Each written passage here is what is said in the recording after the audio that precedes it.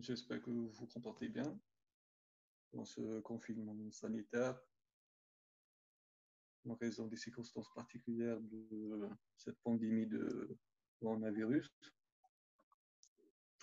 Alors, j'avais cette initiative d'organiser un petit webinar ou bien une séance interactive concernant un des thèmes d'actualité en parodontologie. On n'a pas tout le temps cette occasion de discuter sur un thème, tellement on est pris par le travail, par l'enseignement, les étudiants sont pris par leurs cours et leur TD. Je ne sais pas si vous pouvez m'entendre.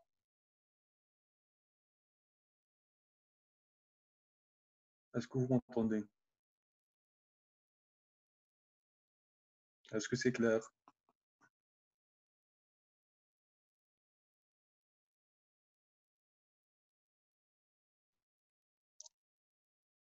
Ok.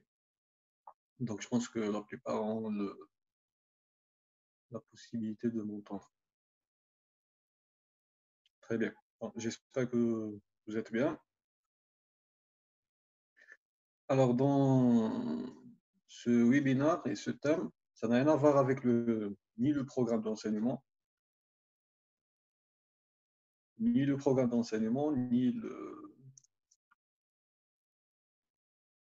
ni les cours.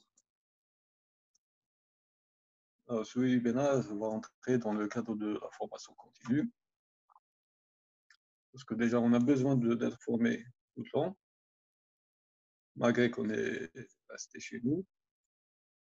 Et c'est une occasion, bien sûr, de partager un petit peu.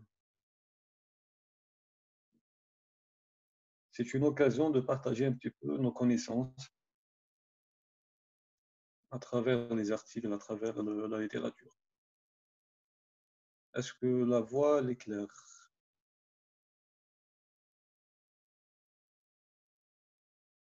Ok.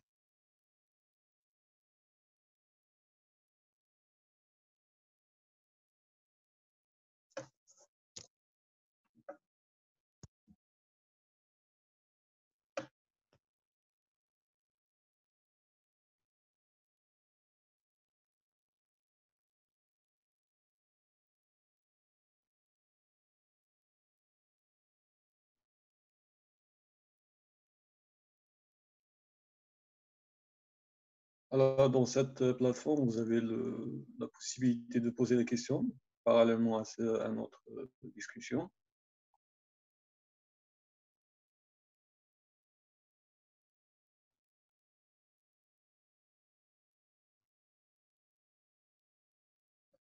Donc, vous pouvez poser les questions, vous pouvez les écrire et on peut les répondre parallèlement.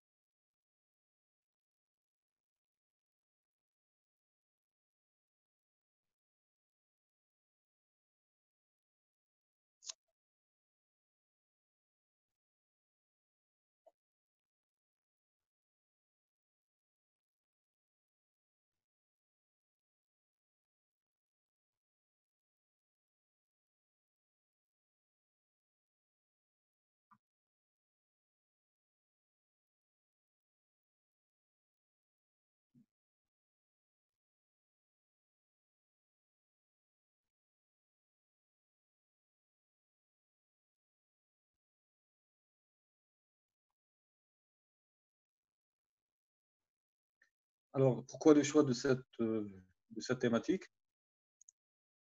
D'abord, il faut savoir qu'on est un petit peu très décalé rapport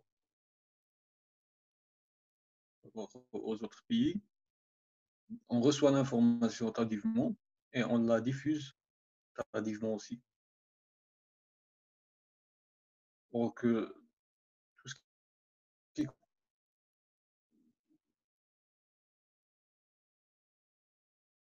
alors, tout ce qui concerne la classification, le diagnostic, la thérapeutique, ça nous concerne.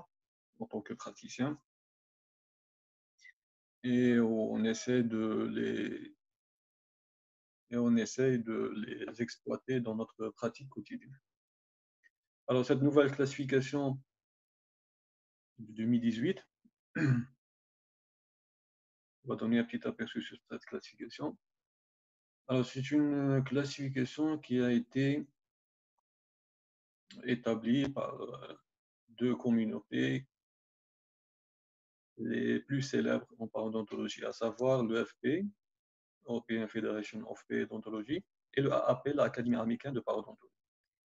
Et c'est la première fois que les Européens et les Américains se réunissent autour d'une table et ils ont essayé d'établir cette nouvelle classification.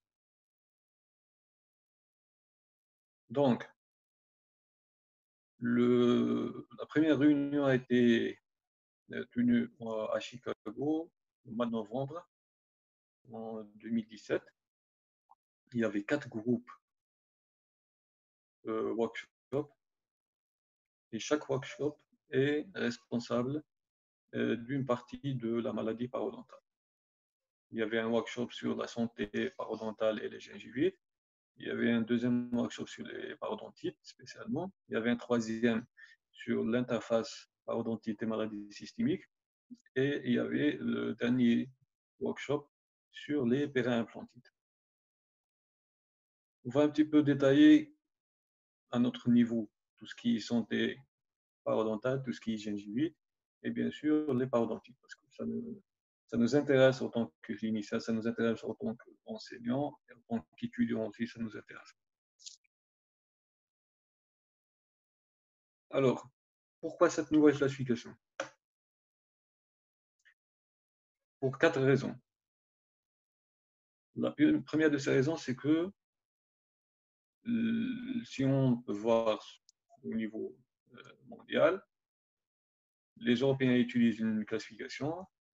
Aux États-Unis, il y a une autre classification. Donc, vous voyez qu'ils ne parlent pas le même langage.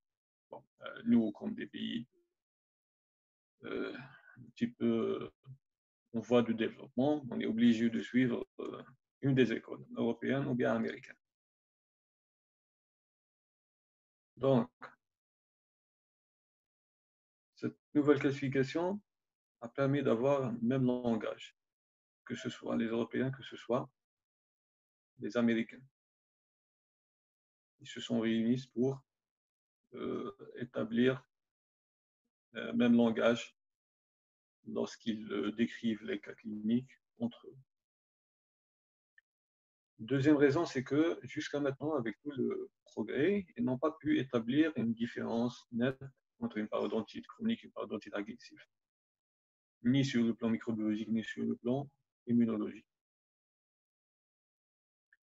La troisième raison pour laquelle il nous faut cette nouvelle classification, c'est que sur le plan pronostic, sur le plan progression de la maladie, on est un petit peu tombé dans des erreurs ou bien tombé dans le flou concernant comment je peux déterminer la gravité de tel ou tel cas, comment je peux déterminer durant une phase de maintenance, par exemple, si cette maladie elle répond bien ou bien l'autre maladie ne répond pas de la même façon. Donc, il y a vraiment un problème. Parce que tout simplement, plus le diagnostic est trop simple, il y a moins de caractéristiques cliniques, plus on est un petit peu dans le cas vague. Je traite, oui, je vais suivre le malade, mais est-ce que l'identification de la maladie va changer? Est-ce que depuis le cas que j'ai pris initialement et le cas après 5 ans, est-ce que c'est le même problème? Même si on a un retour à l'état initial, est-ce que c'est vraiment le même diagnostic? Donc ça, c'est un petit peu flou si on va suivre les anciennes classifications.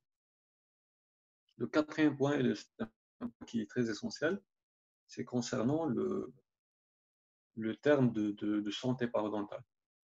Toutes les classifications, toutes les anciennes classifications, il n'y a pas une mention claire et nette concernant la santé parodontale. si on se pose la question c'est quoi la santé parodontale, je vais avoir 1000 et 1000 réponses. Alors, cette nouvelle classification, elle a établi une notion claire et nette concernant cette santé parodontale. Donc ça, ce sont les 4 raisons pour lesquelles on doit choisir cette classification.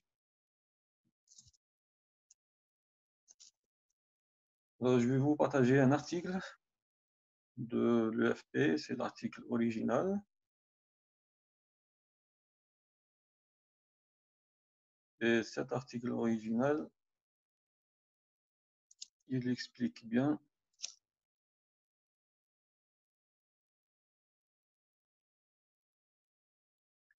je ne sais pas, est-ce que vous pouvez voir l'article? Est-ce que c'est visible? Ok. On va commencer par la santé parodontale et la gingivite. J'ai fait exprès de vous exposer l'article original de l'EFP concernant la nouvelle classification de la maladie parodontale.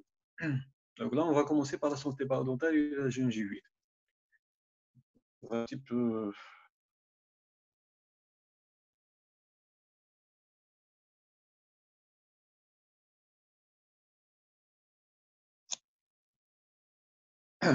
Alors, lorsqu'on observe la dernière classification de 1999, c'est vrai qu'elle a bien mentionné la différence entre gingivite liée à la plaque et gingivite non liée à la plaque, mais il y a toujours des lacunes.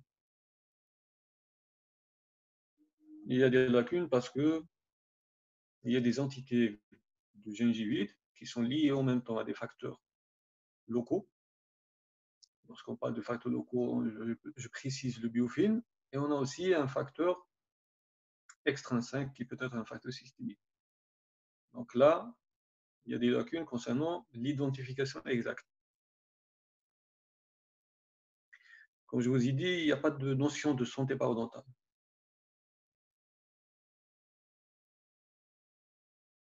Et c'est grâce à cette nouvelle classification qu'on peut établir la différence entre la santé parodontale, la santé gingivale et les gingivites.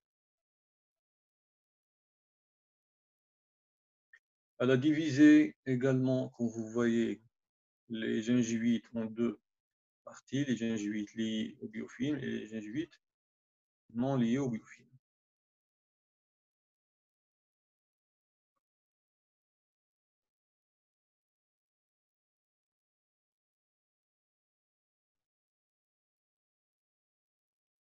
Il faut savoir que cette nouvelle classification, l'intérêt de cette nouvelle classification, bien l'avantage de cette nouvelle classification, c'est qu'elle a bien précisé que c'est le parodonte profond, il est atteint, c'est-à-dire il est réduit, mais stabilisé après le traitement parodontal.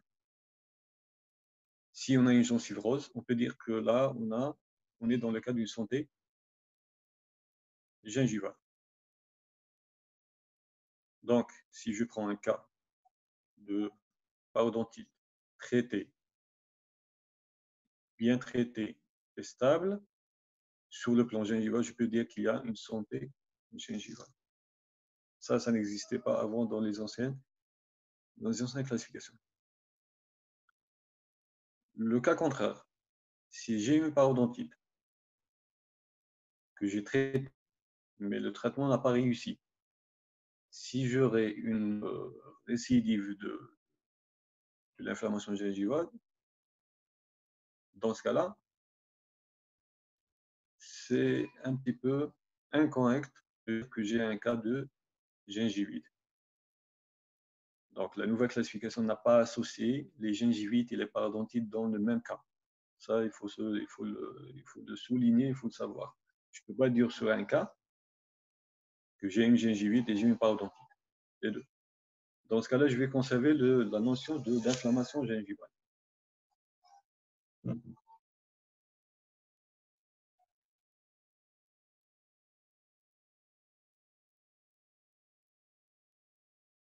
Alors, si je veux définir la santé parodontale,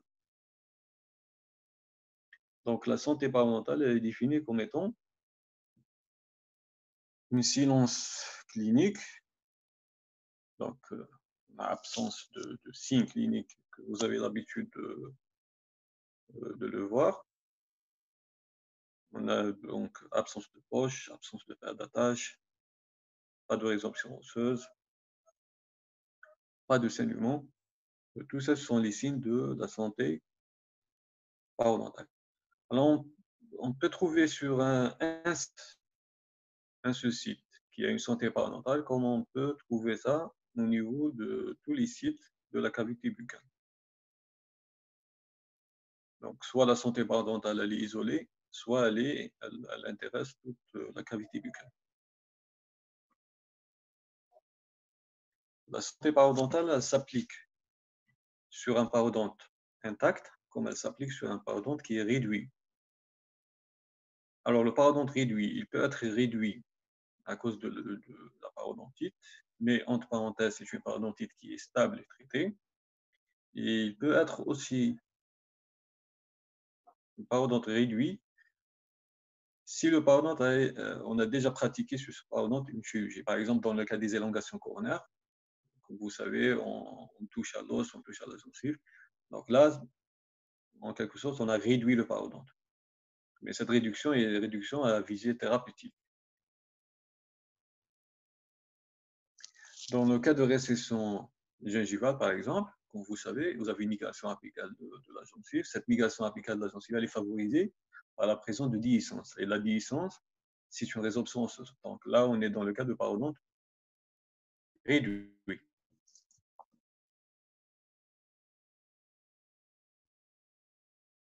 Alors, si vous voyez cette photo, je ne sais pas si elle est visible pour vous.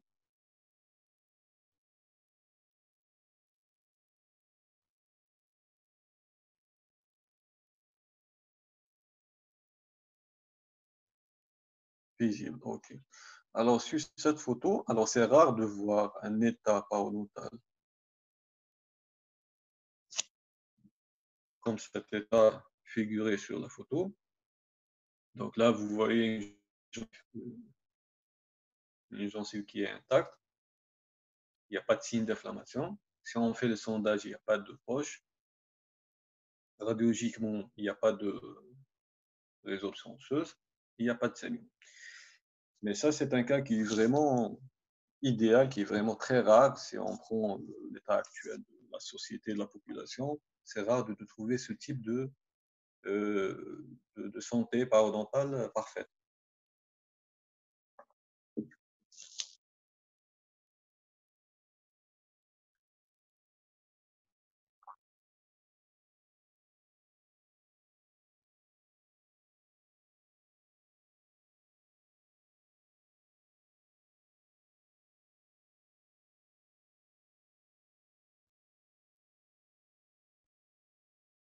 Alors, si on trouve rarement ce type de cas, ça ne veut pas dire qu'il n'y a pas des cas.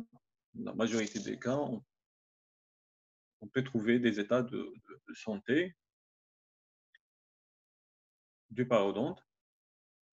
Donc, cette nouvelle classification, elle a précisé que on peut parler de santé gingivale cliniquement visible sur un parodonte intact ou un parodonte qui est réduit si on trouve moins de 10% de saignement sur des profondeurs de sondage de moins de 3, inférieures ou égales à 3 mm. Ça veut dire quoi? Ça veut dire localement ou au niveau d'un secteur, si on pratique notre sondage et on trouve moins de 10%, c'est un score, donc on calcule le nombre des sites sondés sur le nombre total et on a un pourcentage. Si on a moins de 10% de saignement, et en même temps, lorsqu'on a fait le sondage, on trouve des valeurs qui sont inférieures à 3 mm, dans ce cas-là, on peut parler d'une santé gingivale clinique.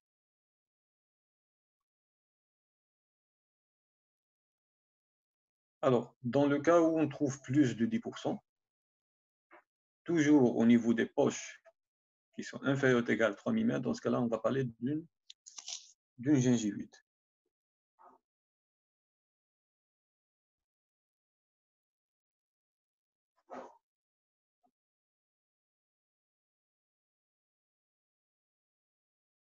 Donc,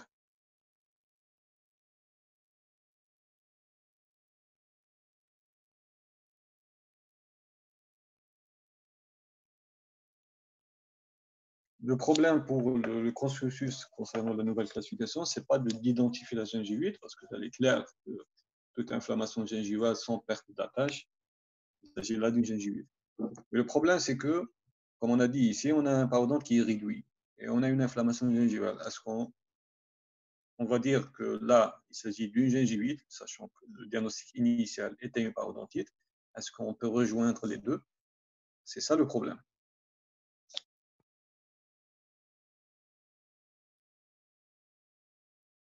Alors, la nouvelle classification, elle a tranché sur ce problème. Alors, si on trouve une inflammation, si on prend un cas de parodontite qui est traité, on peut dire, sur le plan gingival, hein, c'est que c'est un cas qui est contrôlé. Un cas contrôlé, ça veut dire là, on va trouver une gencive qui est saine. Pas d'inflammation, pas de saignement, etc. Si par contre, je vais trouver une inflammation gingivale, je ne vais pas dire que là, il s'agit d'une gingivite, mais je vais dire que là, il s'agit d'une parodontite en rémission. Parce qu'on a un retour de l'inflammation qu'on a déjà traitée auparavant. Alors, dans le cas où l'inflammation gingivale, elle est présente, et les poches qui sont supposées fermées après notre traitement parodontal, on va les retrouver à nouveau ouvertes. Dans ce cas-là, on va dire que c'est un cas de parodontite incontrôlable. C'est une parodontite qui est récurrente, instable. Donc, si on va résumer, le terme de gingivite, il est consacré et limité exclusivement au cas où on trouve un saignement qui est supérieur à 10% sur des poches qui sont inférieures ou égales à 3 mm. Dans le cas où je suis face d'un cas de parodontite, je répète, un cas de parodontite qui est traité et stable. Donc là, on a les trois cas de cités précédemment. Alors, on a un cas contrôlé, on a un cas en rémission et on a un cas qui est incontrôlable. Je ne peux pas dire que sur la même parodontite qu'il y a une gingivite. Ça, ce n'est pas logique selon la nouvelle classification.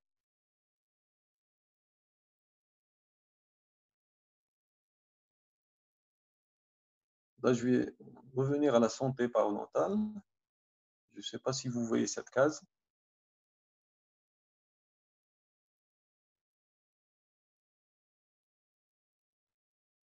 Je pense qu'elle est visible. Donc, la santé parodontale peut exister au niveau du site et de la bouche entière, ainsi que sur un parodonte intact ou réduit. Donc là, ça c'est un des résumés du consensus de la nouvelle classification concernant la santé parodontale et les gingivites.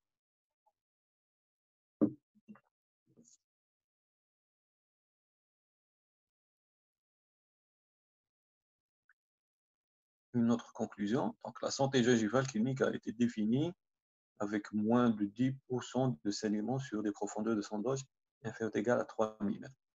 Ça veut dire quoi? Ça veut dire si je vois cette photo,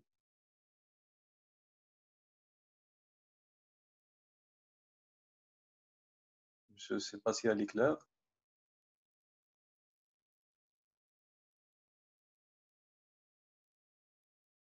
Très bien. Si j'ai un cas pareil, j'ai fait mon sondage. Vous voyez qu'il y a une seule dent. Là où on a fait le sondage, il y avait un saignement. Ça veut dire que le saignement, là, il est vraiment isolé. Un saignement minime, ce n'est pas un saignement qui est abondant. Donc là, il faut préciser aussi. Alors là, vous voyez un saignement qui est minime au niveau d'un site. Donc, dans ce cas-là, c'est sûr qu'on a un pourcentage de moins de 10%. Si je fais encore le sondage, je vais trouver la profondeur du sillon gingivo-dentaire. Donc, je vais trouver moins de 3 millimètres. Dans ce cas-là, je peux dire que j'ai un cas de santé gingivale. Cette nouvelle classification, c'est vrai que à la première vue, on dirait que c'est une classification qui est un petit peu compliquée. Mais si on analyse bien cette classification, c'est une classification qui est très pratique et très clinique. Elle n'est pas vaguement théorique, comme peut-être les anciennes classifications. Alors, si vous vous rappelez à travers vos cas que vous recevez quotidiennement, vous avez remarqué que parfois vous faites le sondage alors que la gencive vous paraît saine, pas d'inflammation. Et malgré ça, vous avez trouvé un saignement. Donc, cette nouvelle classification, elle va vous donner la solution. Comment appeler ça? Est-ce que c'est une gingivite? Non. On n'a pas les signes de gingivite. Le seul signe qui est vraiment isolé et limité, même en score, il est très faible. Donc là, si vous avez un seul site ou bien deux sites, l'essentiel que vous avez moins de 10% de score, gingivale. Je répète que là, il ne faut pas hésiter à poser le diagnostic de santé. Là, j'ai un cas, je suis devant un cas de santé parodontale, un cas de santé gingivale.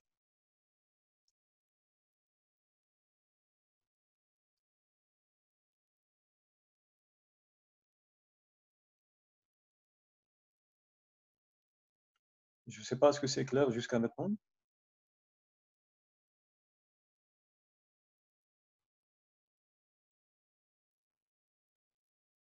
Est-ce que vous arrivez à comprendre le début? Là, on est seulement au début de la classification. Là, vous avez un autre cas de figure. Alors là, si vous voyez cette photo, c'est clairement que j'ai un cas de parodontite. Je pense que c'est clair que là, il s'agit d'un cas de parodontite.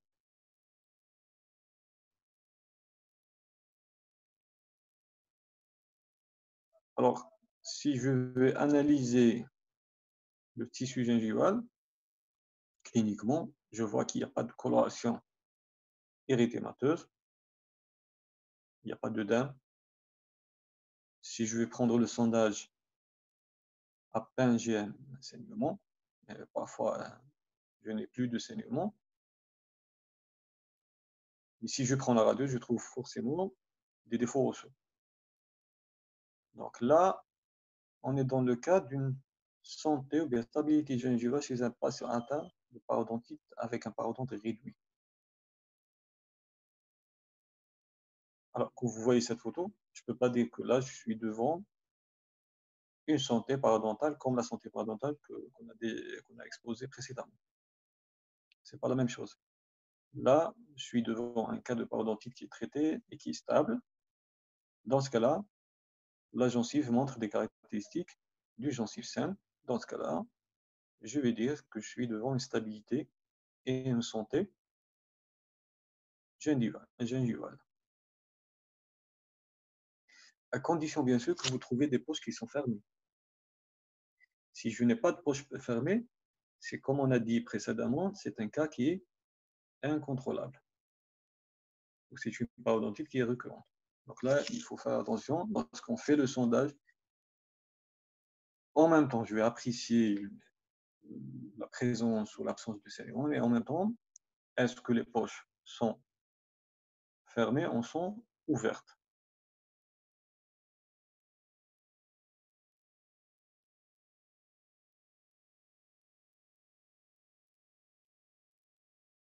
Un autre cas,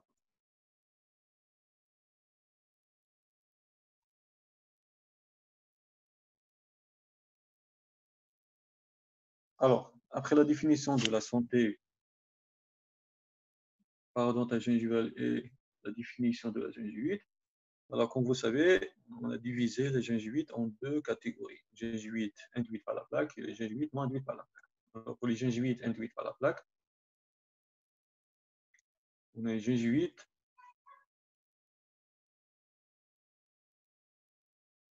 avec comme facteur déclenchant, comme vous savez, le biofilm, et on a des gingivites avec présence d'autres facteurs. Alors, soit on a des facteurs prédisposants, c'est des facteurs qui sont locaux. Par exemple, là, sur cette photo, vous pouvez voir les restaurations qui sont mal faites. Et vous pouvez voir l'inflammation gingivale qui est liée au biofilm et qui est liée en même temps à ce facteur de restauration qui sont mal faites. Donc là, j'ai un facteur déclenchant et un facteur de prédisposition.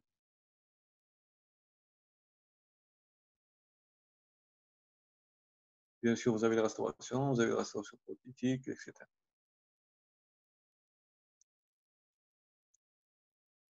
Alors,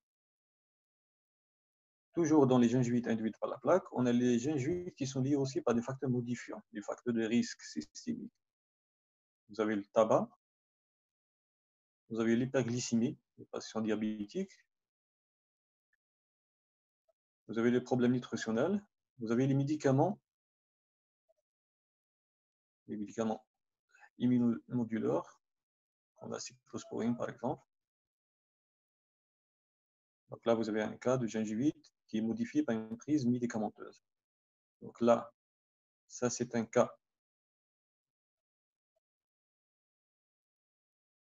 d'excroissance gingivale déclenchée par le biofilm, mais vous avez comme facteur modifiant la prise de médicaments. Donc si on va résumer, pour les cas de gingivite, vous avez des gingivites induites par le biofilm, qu'on peut diviser en trois sous-catégories. Vous avez les gingivites associées seulement au biofilm, les gingivites modifiées par des facteurs systémiques ou locaux, et les gingivites qui sont modifiées par une prise médicamenteuse.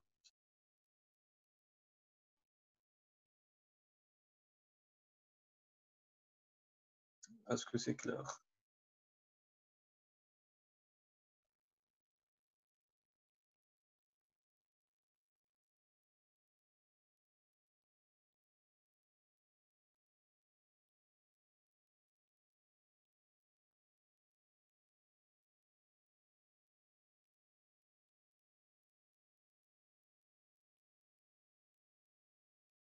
Alors, comme on a les gingivites non induites par la plaque, on a d'autres, deuxième catégorie, on a les gingivites qui sont non induites par le biofilm. Alors, ces gingivites sont des gingivites liés à des troubles génétiques qui sont sous l'influence d'infections spécifiques.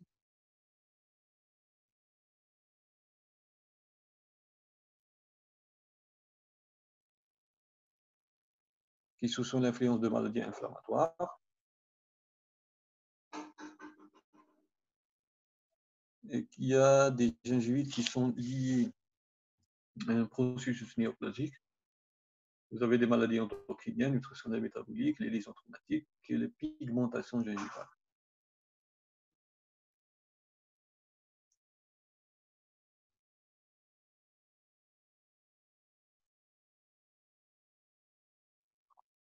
Alors, les pigmentations gingivales, par exemple, dans le cas du tatouage à l'amalgame, donc on peut voir une,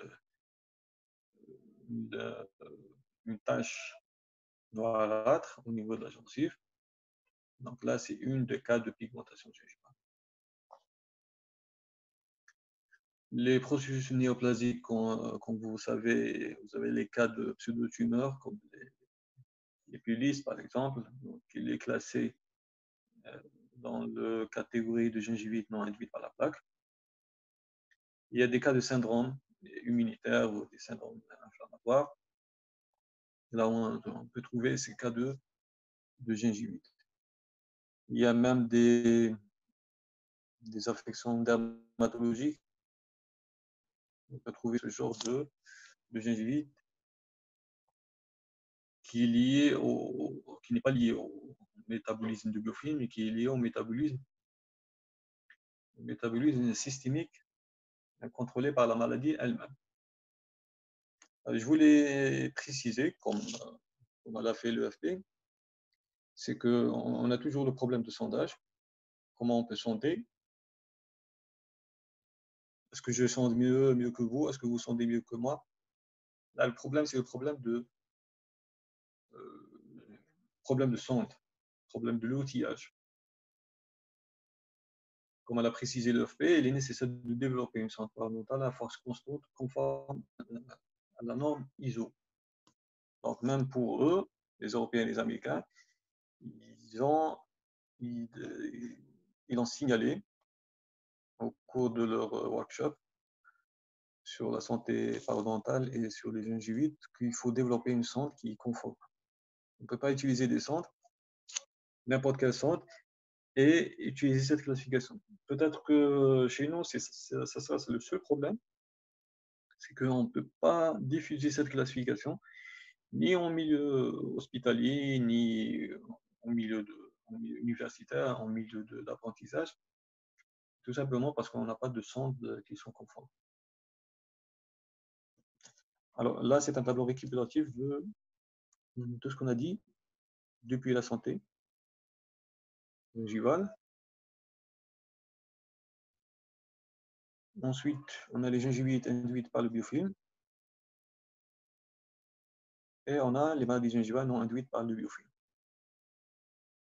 Alors, concernant les gingivites induites par le biofilm, vous avez les gingivites qui sont liées aux facteurs prédisposants et on a d'autres qui sont liés aux facteurs modifiants, facteurs de risque systémique.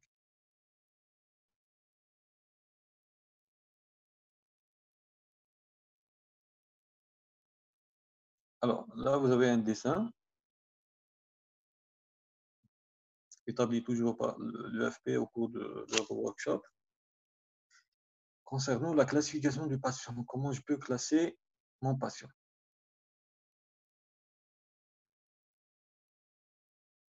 Avec un parodontite sain. Mon diagnostic sera santé parodontale. Donc, je suis devant un cas de santé parodontale. Le passage, il est facile en présence de facteurs. Donc, notre patient il va se transformer en patient atteint de gingivite, mais heureusement, c'est un cas qui est réversible. Donc, un patient atteint de gingivite, il peut facilement retourner à son état initial. Il redevient un patient avec un parodontite sain. Donc, notre patient atteint de gingivite, dans ce cas-là, on va diagnostiquer ce cas selon le nom de gingivite. Alors, cette gingivite reste à classer en fonction de notre analyse clinique, soit une gingivite non liée à la plaque, soit une gingivite qui est liée à la plaque. Notre patient atteint de gingivite, il va aussi se transformer en patient atteint de parodontite. Après, on va voir les parodontites, comment on va les classer. Donc, selon notre thérapeutique parodontale, selon la motivation, bien sûr, et les séances de maintenance qui sont exigées, donc on doit l'exiger au patient, on aura un diagnostic. Alors, juste à préciser, pour ne pas oublier cette information, c'est que tout patient atteint de parodontite, il est nommé patient parodontal à vie, même si on aura une régression et si on a une guérison. C'est un patient qui est un patient à vie. Donc, on appelle ce patient parodontal. Donc, après qu'il va recevoir notre traitement parodontal, donc, ce diagnostic,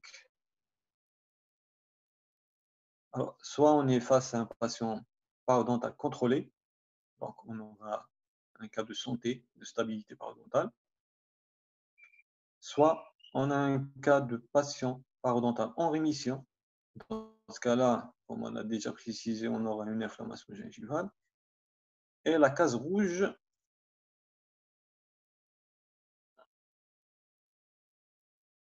donc cette case rouge, on a un patient parodontal non contrôlé. Donc c'est un cas de parodontite récurrente. Donc, on a terminé avec cette première partie qui est la partie de santé parodontale et de gingivite. J'espère que c'est clair parce qu'on va passer après directement au deuxième workshop qui a été réalisé aussi par l'EFP et le AAP concernant les parodontites, comment les diagnostiquer.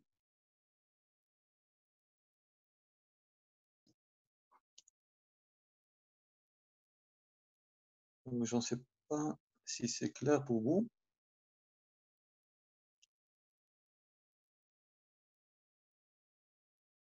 Donc, on passe directement. Donc, on va passer directement au cas de...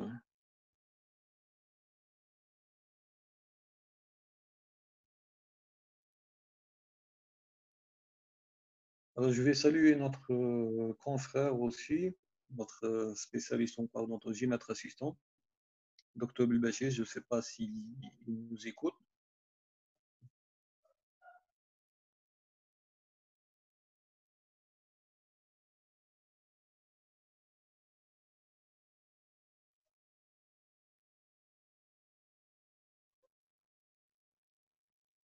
Je ne sais pas s'il est présent aussi.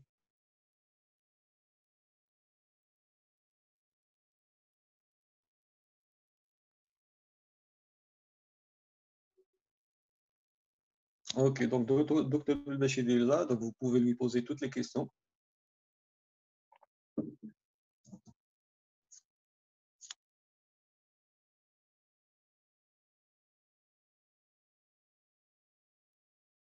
Je ne sais pas s'il peut nous parler aussi.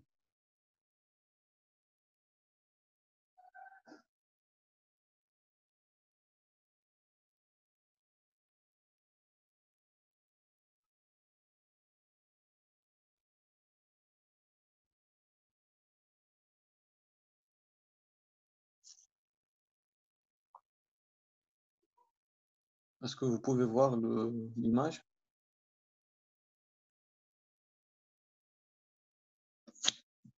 Ok. Donc,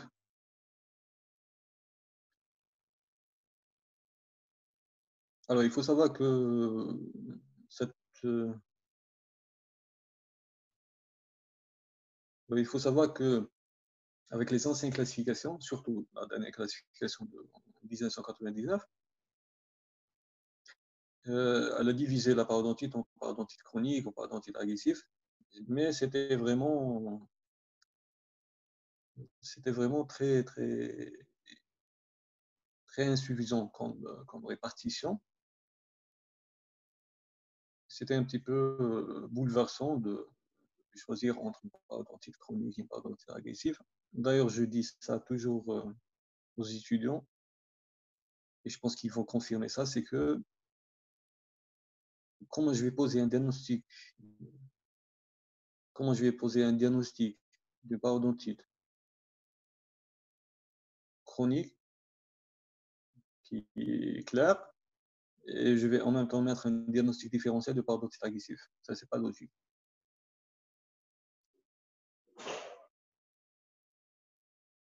Si c'était une parodontite chronique, c'est une parodontite chronique. Si c'est une parodontite agressive, c'est une parodontite agressive. Le problème, c'est que sur le plan immunologique, sur le plan physiopathologique, c'est pas nous, c'est les auteurs qui sont un petit peu bouleversés, qui ne sont pas sûrs sur le plan histologique. Est-ce qu'on est devant une parodontite chronique ou est-ce qu'on est devant une parodontite agressive? Donc, cette nouvelle classification de 2018, elle a simplifié les choses et elle a établi une seule notion qui est une notion de parodontite. Mais elle a fait quelque chose qui est bien, mais qui est compliqué en même temps, vous allez le voir, c'est qu'elle a établi ce qu'on appelle les stades et les grades. Si vous vous rappelez, lorsqu'on a fait nos cours de patho sur les cancers, sur les tumeurs, on a étudié ce qu'on appelle la classification TNM, le Tumor Necrosis Métastasie. Donc, si on analyse bien cette classification, on est devant une classification qui a établi la progression de la maladie, qui a établi le stade. On est dans quel stade du cancer? Est-ce qu'un stade métastatique ou non métastatique? Donc, c'est la même chose. Ils ont pris la même classification, ils l'ont parodontie. Donc, pour les parodontites actuellement, on parle de stade et de grade.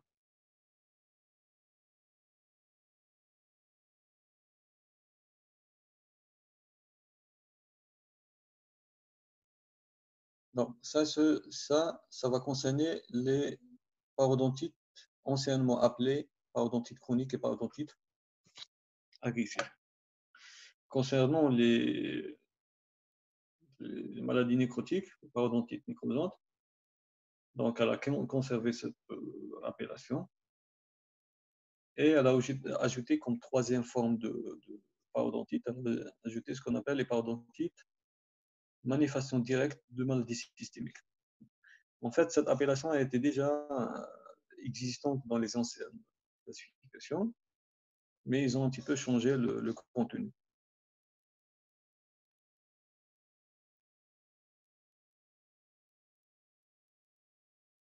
Alors, l'intérêt d'utilisation des deux notions de grade et de stade, c'est qu'en quelque sorte, on va personnaliser, on va individualiser les cas.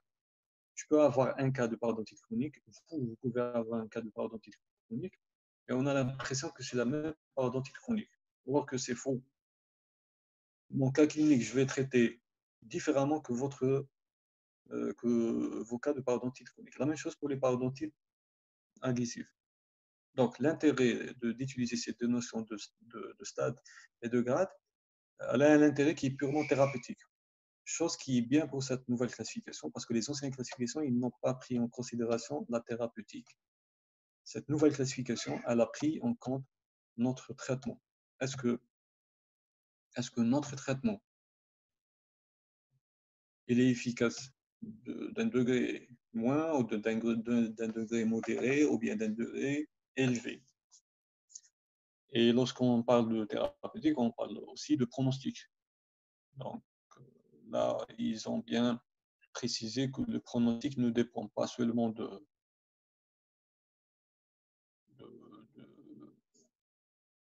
degré de la maladie parodontale, de notre investissement sur, le plan thérapeutique. Je peux avoir un cas qui est sévère et je le traite avec des moyens qui sont faibles ou bien qui sont modérés. Donc, je ne peux pas avoir je peux pas avoir des résultats qui sont satisfaisants.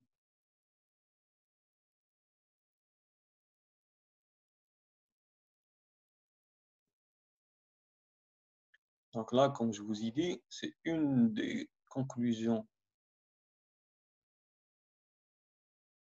de l'EFP, c'est qu'il n'y a aucune preuve de l'existence d'une physiopathologie spécifique qui permet la différenciation entre cas de parodontite agressive et chronique.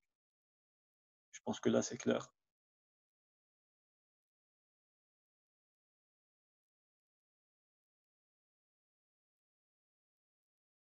Donc, je vais répéter ça. Une parodontite chronique, une parodontite agressive, actuellement, avec cette nouvelle classification, je vais l'appeler parodontite, avec précision de stade et précision de grade. Ça, c'est la première forme de parodontite. Deuxième forme de parodontite, ce qu'on appelle les parodontites nécrosantes.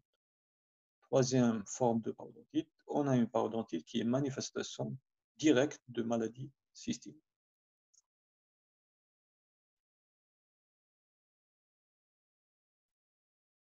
Autre point à préciser, c'est qu'un système de classification doit inclure la complexité et les facteurs de risque.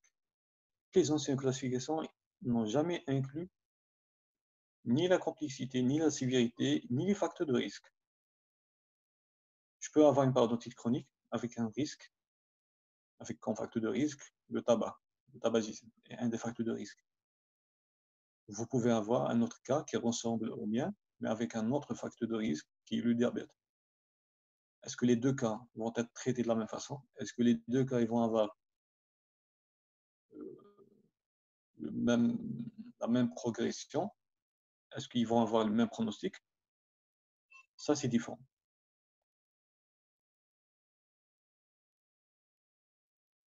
Donc,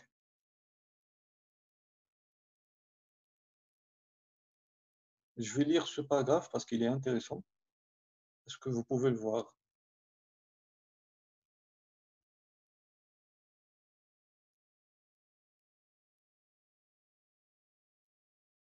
Alors, un système de classification des parodontites devrait comprendre 3 éléments.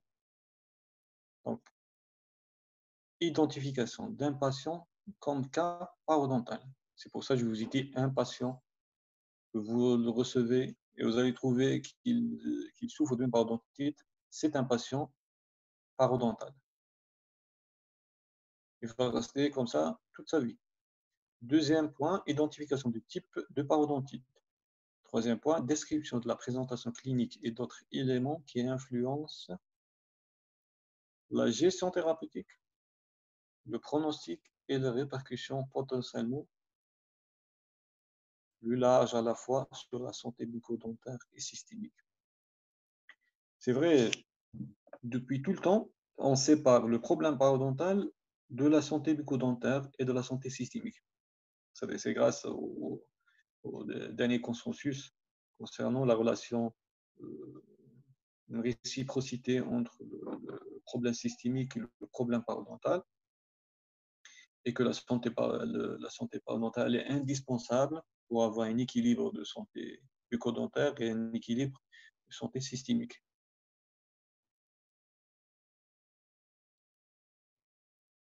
Alors, je vais lire ça. Un patient est un cas de parodontite lorsque, premièrement, alors là, c'est la définition de la parodontite. C'est vrai que vous le connaissez, mais ça, c'est une définition euh, qui a été établie par l'UFP et le AAP durant leur workshop sur la parodontite. Donc là, il faut bien le savoir. Est-ce que vous pouvez voir le paragraphe?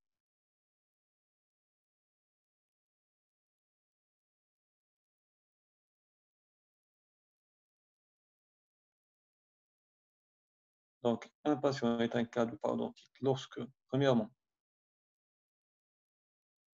le CAL, c'est Clinical Attachment Level. C'est le niveau d'attache. C'est le niveau d'attaque clinique.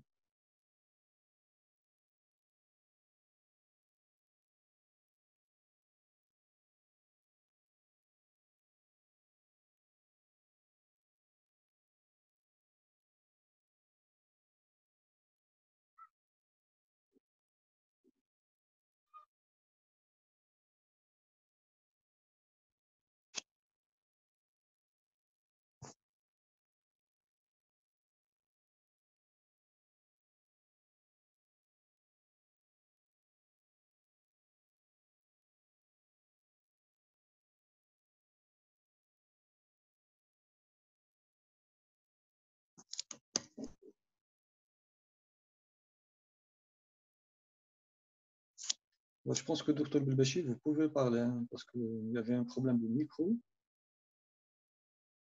activé.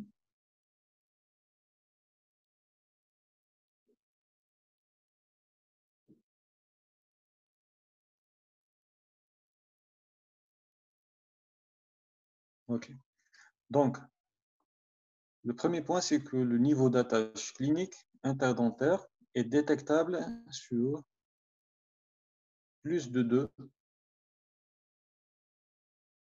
dents non adjacentes. C'est-à-dire que là, vous avez des dents qui sont éloignées, pas forcément deux dents qui sont adjacentes.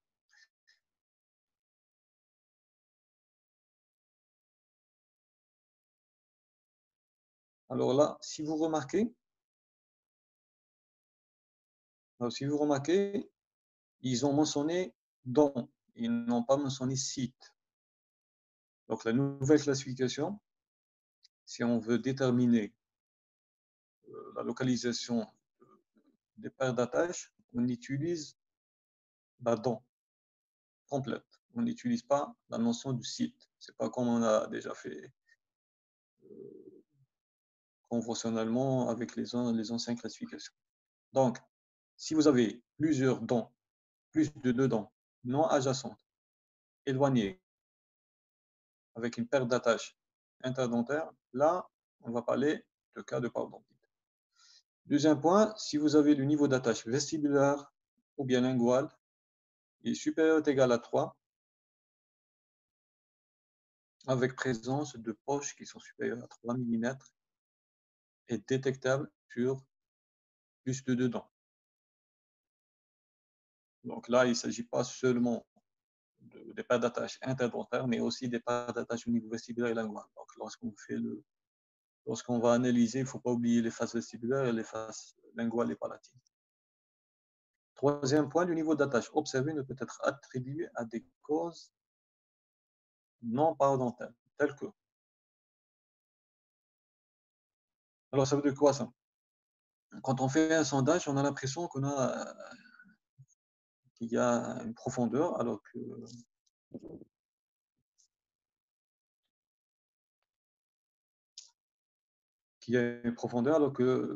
non, on n'a pas de profondeur, on n'a pas de perte d'attache. Alors, quels sont ces cas? Premièrement, si vous avez une résection gingivale d'origine traumatique, vous avez une résection, vous avez sondé, c'est une résection d'origine traumatique, elle n'est pas liée à la présence de perte d'attache interdentaire. Une carie dentaire s'étendant dans la région cervicale de la dent. Si vous avez une carie cervicale qui est profonde, il faut faire attention. Si vous allez faire le sondage, vous allez voir du vide et là, vous allez tomber dans l'erreur de perte d'attache alors qu'il n'y a pas de perte d'attache. Troisième point, la présence d'une perte d'attache sur une face distale d'une seconde molaire est associée. Ça, c'est important parce que là, on tombe toujours dans l'erreur. Dans le cas d'une deuxième molaire, là où il n'y a pas de dent de sagesse, on a toujours l'impression qu'il y a une poche. On a toujours l'impression qu'il y a une perte d'attache. Si vous avez une dent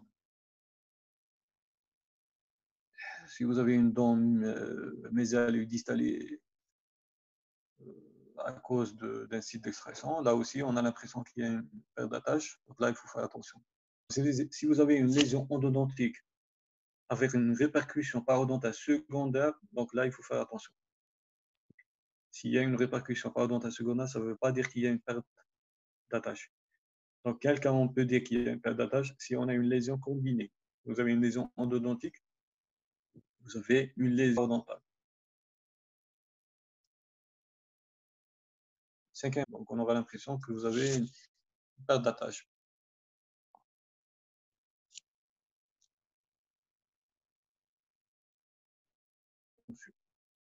Ça, c'est un point positif.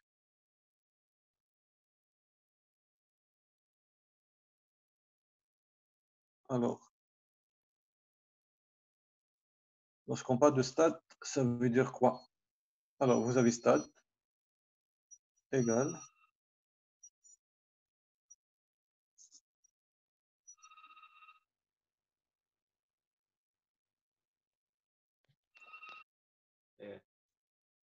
ايه كانت عايز لك وكنت هتتليفون d'accord là دخلت الدوش دوكية عاود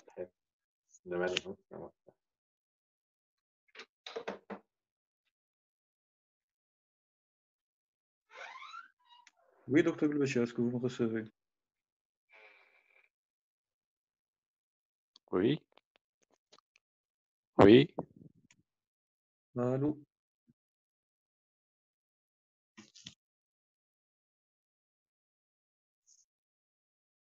Est-ce que vous me recevez?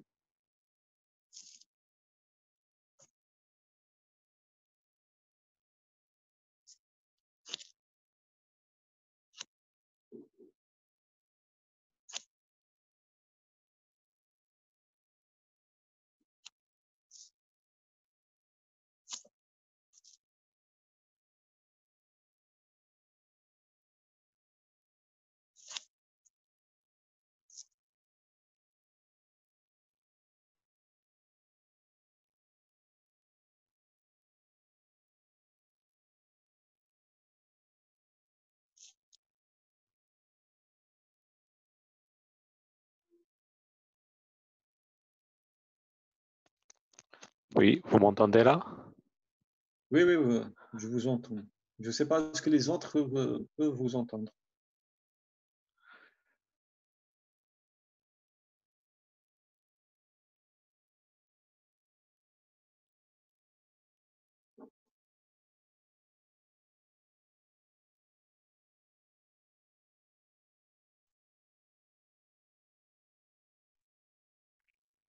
Oui, docteur Blouachi.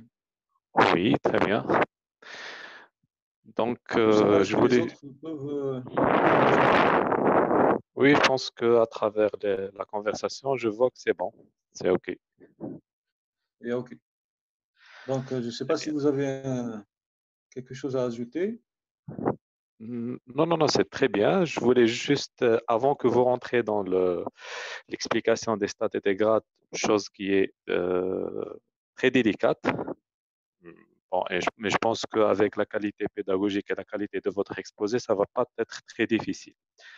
Donc, je voulais juste, parce que je dois vous quitter là pour des raisons personnelles, j'étais pas au courant bien avant. Donc, malheureusement, je dois quitter cette présentation très, très agréable. Je voulais juste mettre le point sur deux trucs, si vous me le permettez, bien sûr. Oui, oui, vous pouvez parler, oui. Vous pouvez discuter. Très bien, très bien. Donc, je voulais tout d'abord vous remercier pour ce partage et ces valeurs de partage. Il faut les mettre en lumière. Voilà. Voilà. Donc, je voulais juste dire que pour placer le sujet, ce sujet-là qui est très, très, très, très, très intéressant, pour le placer dans son contexte, je voulais juste rappeler à nos chers participants que établir une classification est une chose très délicate.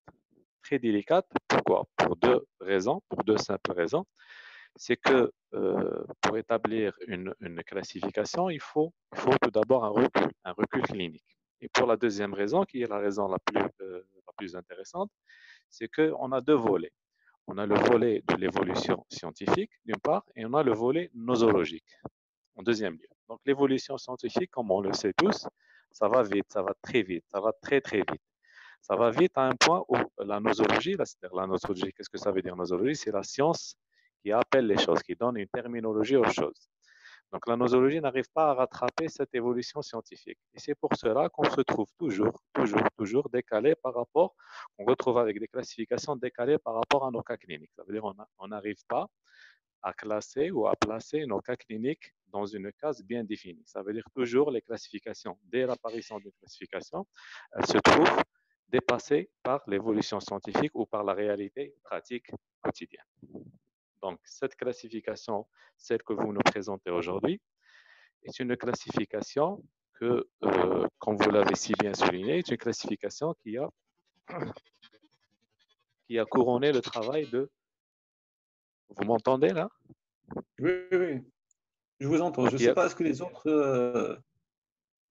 autres peuvent écouter? très bien.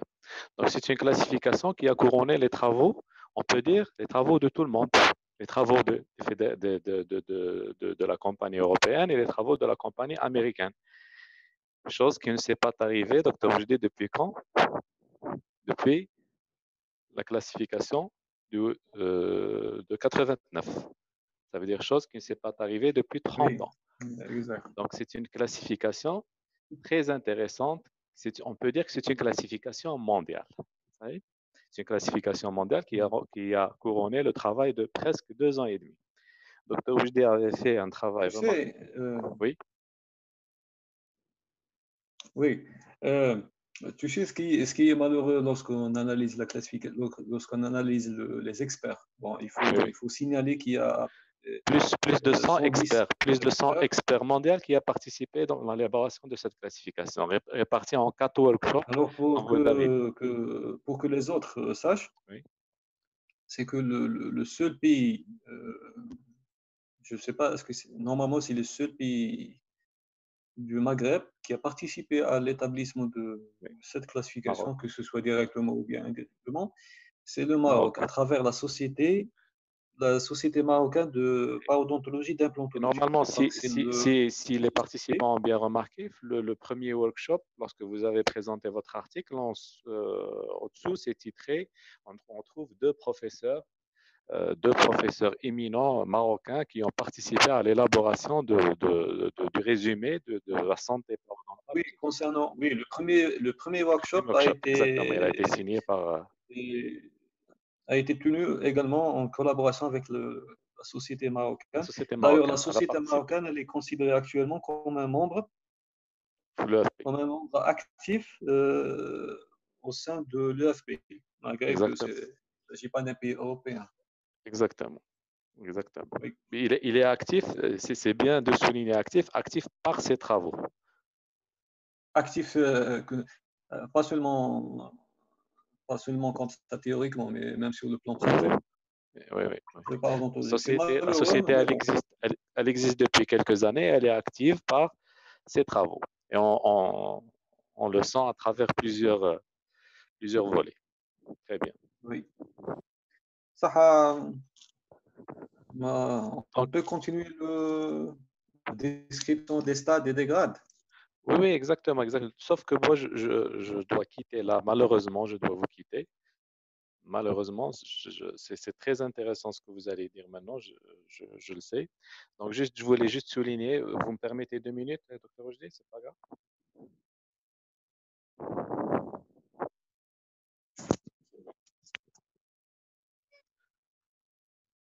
Docteur Ojdé, est-ce que vous m'entendez? Un petit peu, oui. Oui. Oui, ça va. Donc, est-ce que vous me permettez 2 minutes? Juste 2 minutes.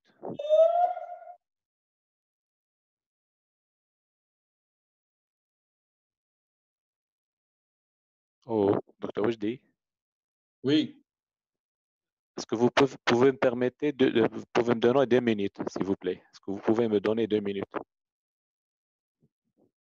Euh, Est-ce que c'est possible? Est-ce que tu peux m'écrire parce que j'entends à peine.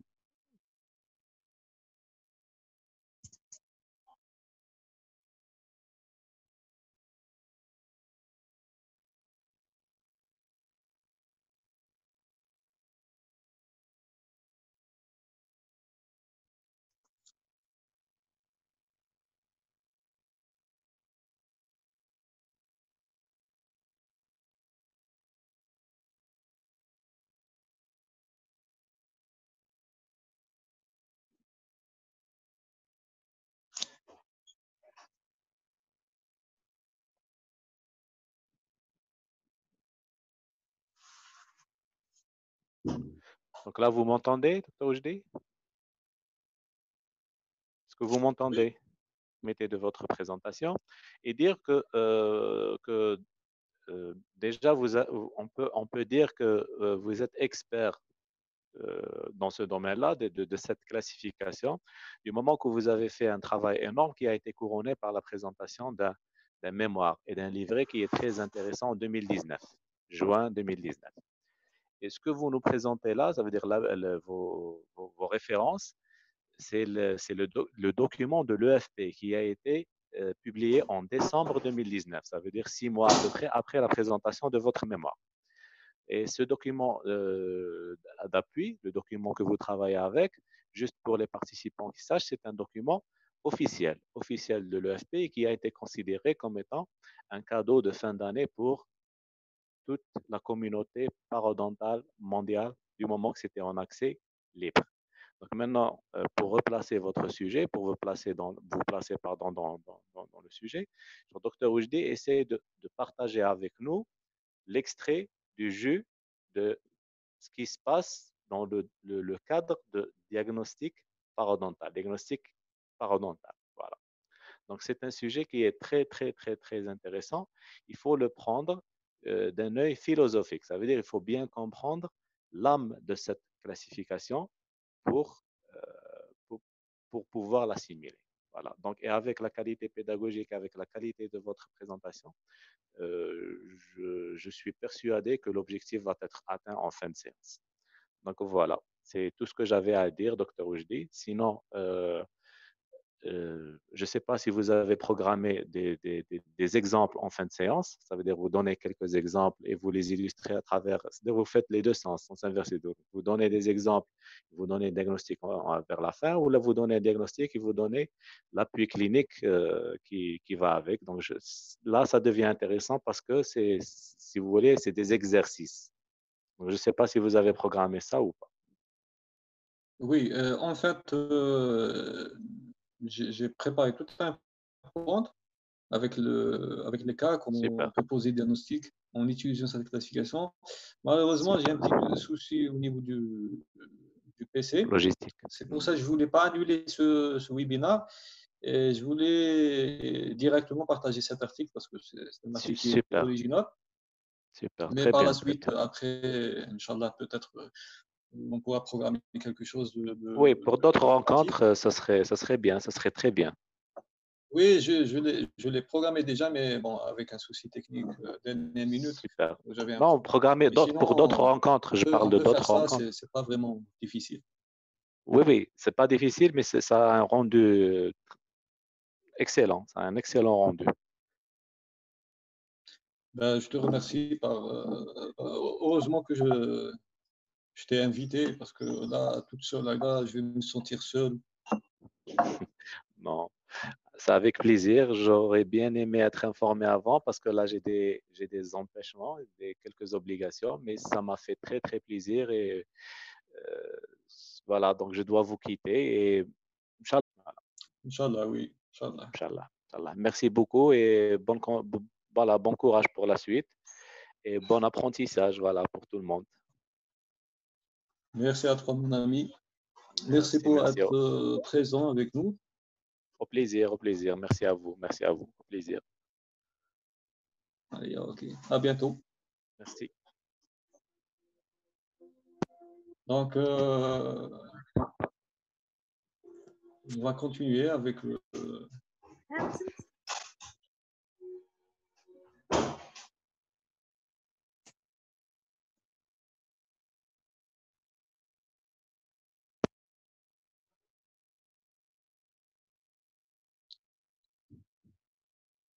Alors, on va continuer avec les stades et les grades. On va expliquer c'est quoi le stade, c'est quoi le grade dans ce cas-là. Je ne sais pas si vous voyez la photo.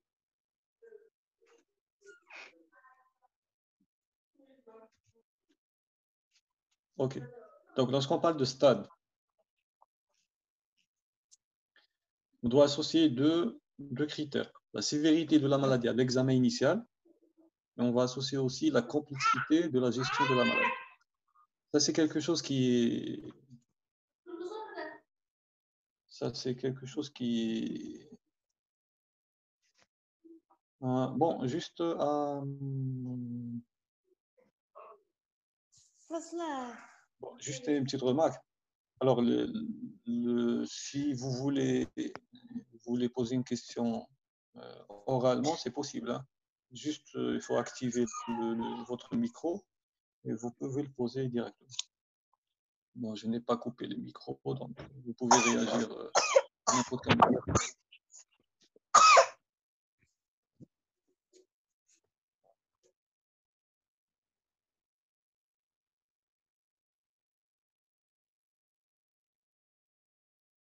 OK, donc je vais continuer. Là, vous avez deux facteurs. Vous avez la sévérité de la maladie à l'examen initial et vous avez la complexité de la gestion de la maladie. Alors, c'est pour la première fois qu'une classification, elle porte beaucoup d'attention à la planification thérapeutique. Il n'y a aucune classification avant cette classification qui a pris l'initiative de parler du traitement parodontal. Est-ce qu'on aura besoin d'un traitement compliqué? On aura besoin d'un traitement léger? Et j'aurai l'occasion pour profiter de vous parler d'un truc, c'est que cette nouvelle classification, je l'admire beaucoup parce que elle a mis une frontière entre tout ce qui est acte d'omnipraticien et tout ce qui est acte de spécialisation. Donc, même un praticien omnipraticiens. Vous, en tant qu'étudiant, vous allez devenir des omnipraticiens. Vous pouvez utiliser cette classification dans la mesure où ça va vous aider de préciser est-ce que ce cas, je peux le prendre en tant qu'omnipraticien ou je dois l'orienter à un spécialiste. Donc là, c'est un atout qui est très important et très avantageux pour nous tous. Alors, concernant le grade, premièrement, vous avez là 3 facteurs. Alors, information sur les caractéristiques biologiques de la maladie. Donc, on a tous des connaissances sur cette maladie, comment elle est déclenchée par quel facteur, la physio, l'histopathogénie, la pathogénie. Donc, là, c'est des informations qui sont utiles. Deuxième facteur, le taux de progression. Est-ce que là, on est devant un cas qui est initial, débutant, un cas modéré ou bien un cas qui est très avancé? Et troisième point, c'est l'évaluation des risques. Comme je vous ai dit, lorsqu'on traite une parodontite, il ne faut jamais oublier les facteurs de risque. Diabète, tabac, etc. Parce que ça va bouleverser carrément votre cas.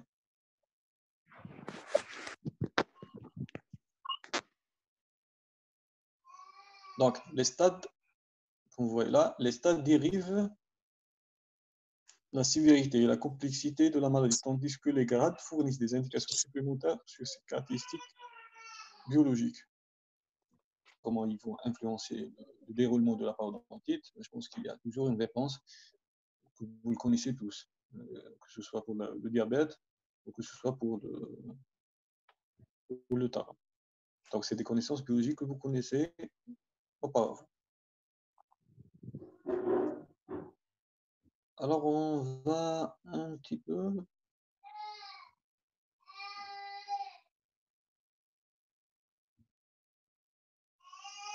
Alors, concernant les stades, on a dit que ça va associer 2 facteurs qui sont la sévérité de la maladie et la complexité thérapeutique.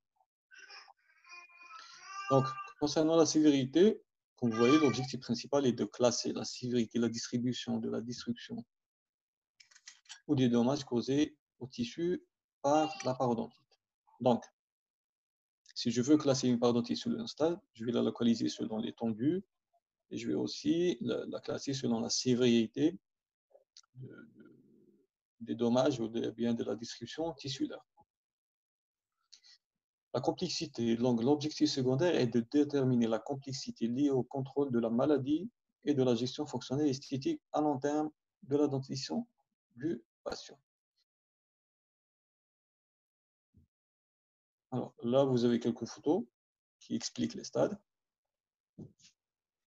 Donc, vous avez stade 1, parodontite initiale, stade 2, parodontite modérée, stade 3, parodontite sévère avec potentiel de perte de dents supplémentaires, et stade 4, vous avez une parodontite avancée avec perte. On va commencer par le stade 1. Alors, le stade 1, si vous voyez la photo, vous avez une inflammation qui est habituelle, qui est banale. Si on va faire le sondage, on va trouver des pertes d'attache. Des pertes d'attache de 1 à 2 mm. Et sur le plan radiologique, bien sûr, vous avez un défaut qui ne va pas dépasser un tiers coronaire. Le stade 2, parodontite modérée, alors là, vous avez des pertes d'attache de 3 à 4 mm. Toujours, vous avez des défauts sur le plan radiologique. Vous avez un défaut au niveau de un tiers coronaire.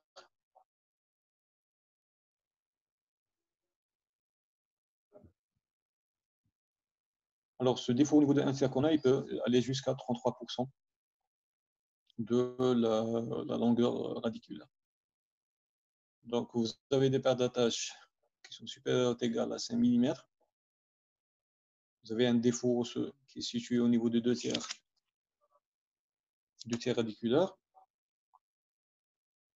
Au niveau des dents pluriradiculaires, vous allez trouver des classes, des acidifications de classe 2, classe 3.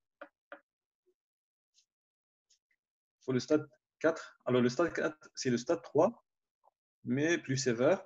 Donc, on va trouver toujours des poches qui sont supérieures ou égales à 5 mm. On va trouver des défauts qui dépassent le 2 tiers et peut aller jusqu'à le 1 tiers apical.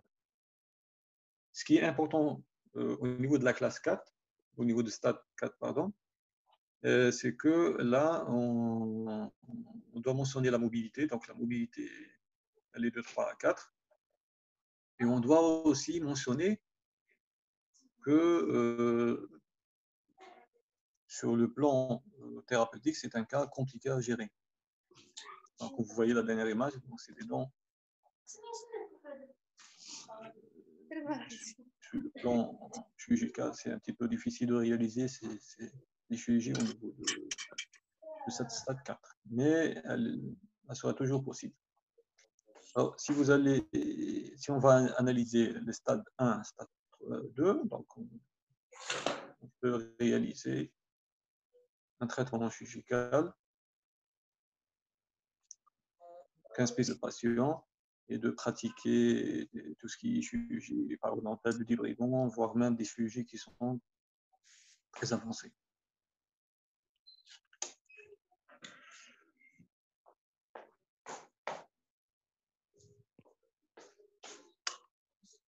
Est-ce que vous arrivez à voir la photo? C'est bon? Je pense qu'elle est claire.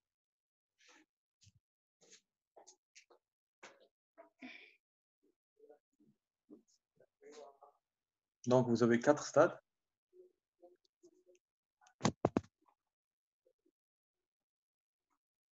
Alors, avec les stades, on a dit qu'on doit préciser la distribution des défauts de destruction du tissu parodontaux. Donc, vous avez, comme même la classification la dernière classification de 1999, elle a précisé une parodontite localisée, une parodontite généralisée.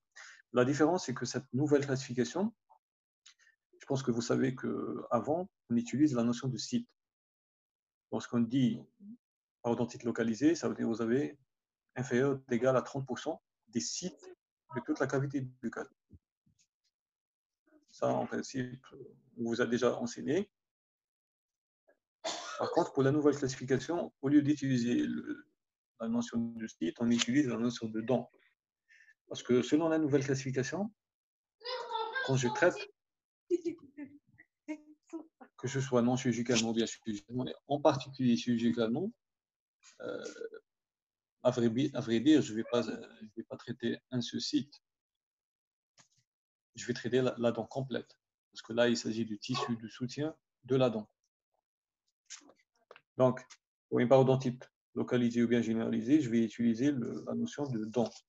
Ça veut dire que j'ai une parodontite localisée quand j'aurai inférieur ou égal à 30% de toute la cavité buccale.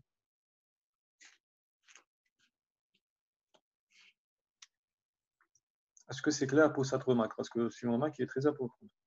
La nouvelle classification, on ne parle pas de site, on parle de dent. Donc, une parodontite localisée, ça sera une parodontite qui porte une distribution sur 30% des dents. Par contre, une parodontite généralisée, ça va dépasser les 30. Quel point? Est-ce que je répète la notion de distribution?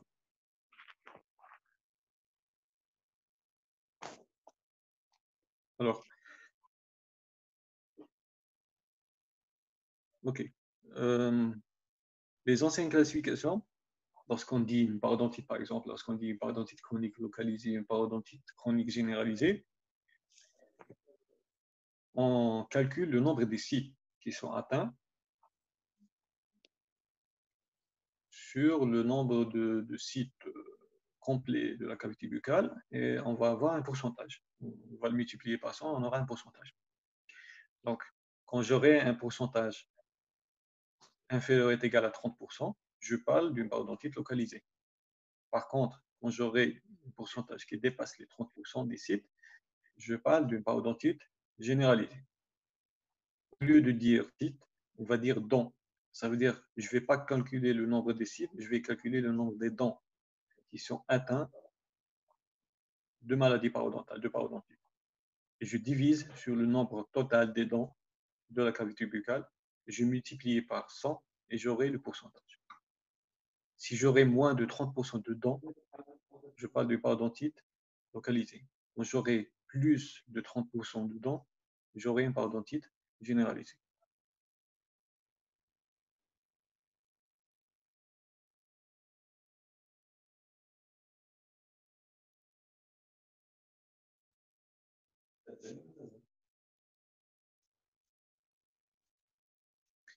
Je ne sais pas si c'est clair maintenant. C'est bon, c'est clair. Ok. Et je voulais souligner un autre point, c'est que pour les parodontites localisées, il est préférable de trouver des dents qui sont un petit peu éloignées. Et généralement, c'est comme pour les anciennes classifications, lorsqu'on a anciennement appelé parodontite juvénile, on se focalise au niveau des incisives et des molaires.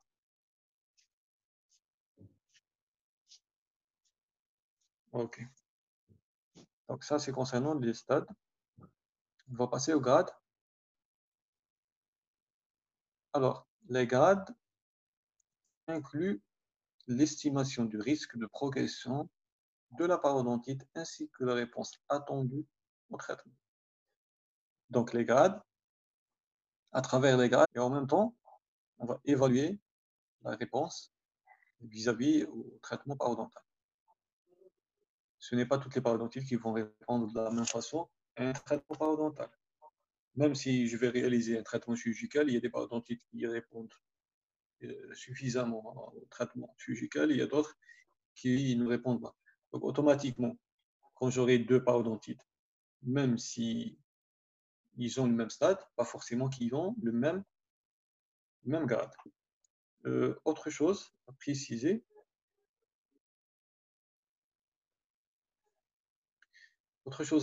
c'est qu'au niveau des grades, on doit mentionner la notion d'une telle ou telle parodontite. Elle sera influencée directement par la présence de facteurs de risque. Je vais vous expliquer ce point lorsqu'on va poser les grades.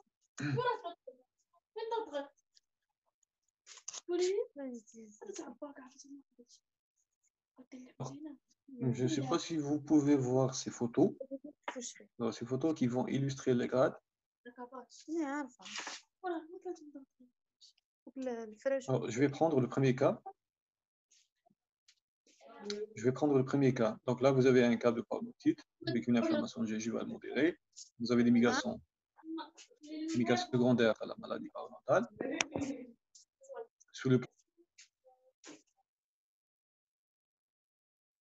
Alors, comment je peux... Est-ce que c'est un grade A ou bien grade B ou bien grade C? Comment je peux évaluer le taux de progression? Bon, premièrement, je dois analyser et je dois faire une comparaison entre la quantité du biofilm et la nature ou bien l'importance de la destruction osseuse. C'est la même chose comme on le faisait avant pour les parodontites agressifs. Pour les parodontites chroniques, on compare à ce que la quantité est minime pour une destruction importante, est-ce que la quantité de biofilm elle est importante pour en comparant avec une destruction moins dans le cas des parodontites chroniques, donc c'est la même chose. Alors là, on a importance de destruction osseuse. Alors, soit on a une quantité de plaques minime avec une destruction importante, soit on a une quantité moyenne avec une destruction moyenne, soit on a une quantité qui est très importante et on a une destruction qui est moins. Le deuxième point dans cette nouvelle classification concernant les grades, c'est de préciser ce qu'on appelle le ratio alvéolise sur l'âge. Alors, ça veut dire quoi? Je vous donne un petit exemple. Si j'ai, par exemple, une destruction osseuse de 25%, et le patient il est âgé, c'est un patient qui est âgé de 30 ans. Donc, je vais diviser 25 sur 30. et je vais voir. Donc, automatiquement, sur 30, j'aurai un ratio qui est inférieur à 1, qui est inférieur à 0,25, par exemple. Donc là, je suis dans le grade A. Ça veut dire quoi? Ça veut dire que j'ai un taux qui est faible de progression.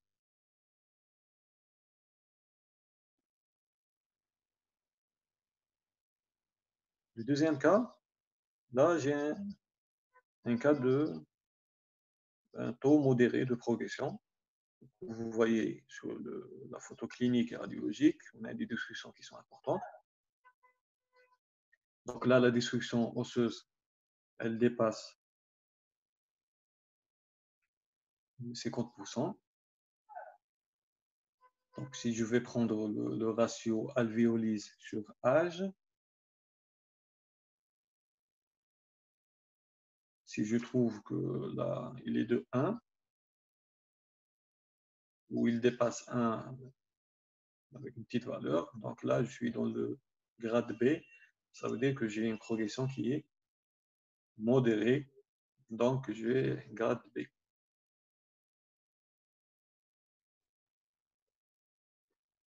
Là, on peut voir que la quantité de myofilm, elle est en corrélation avec l'importance de la destruction osseuse.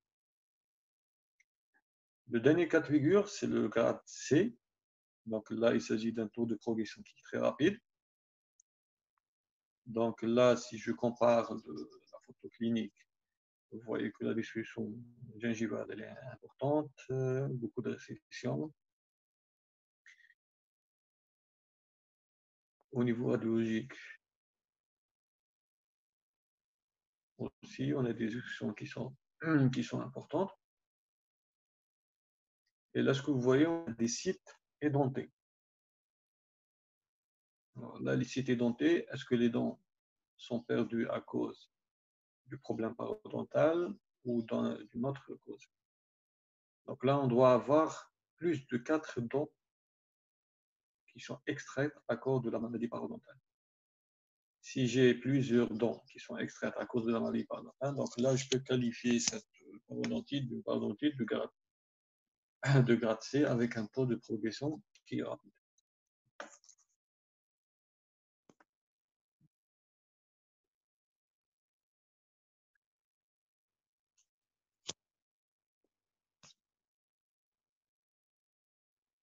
Donc là, c'est concernant les grades.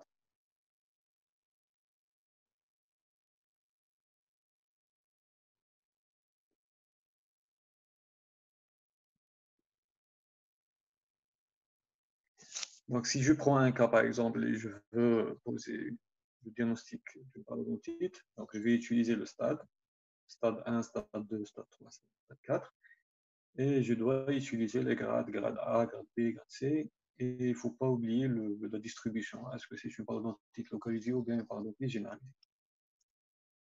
Alors, juste pour ne pas oublier la remarque que j'ai faite précédemment, c'est que les grades A, B, C seront influencés directement par les facteurs de risque. Par exemple, si par exemple j'ai le même cas que vous voyez, un grade A, et je trouve que le patient est fumeur, automatiquement je vais le classer en grade C, malgré que la destruction là et la destruction là n'est pas pareil. Parce que tout simplement, les facteurs de risque sont des facteurs qui sont permanents.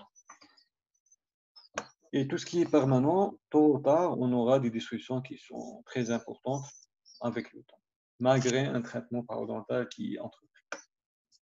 Donc ça, il ne faut pas oublier que le facteur de risque peut directement modifier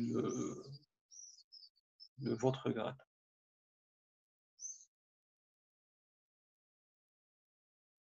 Bon, voilà, on a terminé notre session.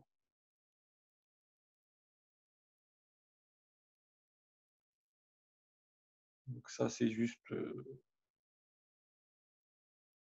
premier webinaire que je voulais que je voulais faire avec ce thème qui est très intéressant, qui est thème d'actualité, concernant la nouvelle classification.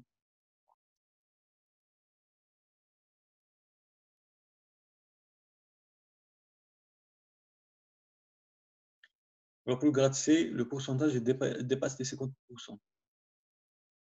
Bien sûr, il ne faut pas oublier les atteintes de filtration, parce que les atteintes de filtration, même si vous avez en interdentaire des pourcentages qui sont un petit peu modérés, il suffit d'avoir des atteintes de filtration, des destructions dans la région interdiculaire, pour savoir que là, vous êtes en train de... Vous êtes face à une parodontite qui est en progression.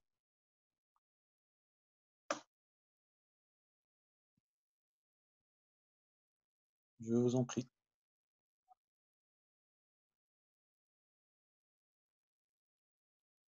Bon, on va passer aux questions.